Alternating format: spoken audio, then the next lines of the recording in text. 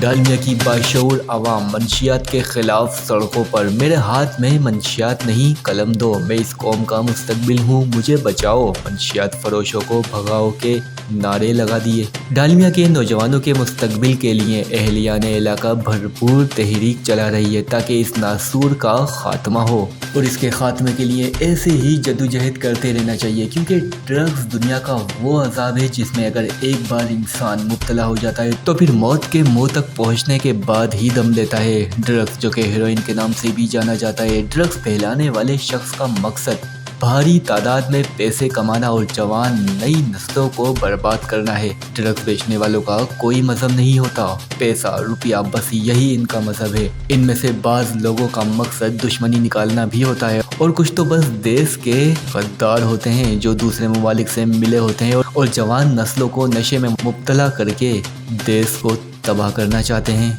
आज हमारे माशरे में नशे की भरमार है। एक तरफ गवर्नमेंट शराब पीने वालों को अरेस्ट करती है तो दूसरी तरफ शराब की दुकानें देखने को मिलती हैं। एक तरफ शराब छोड़ने के लेक्चर और नारे बुलंद होते हैं तो दूसरी तरफ ड्रग्स की स्मगलिंग होती है।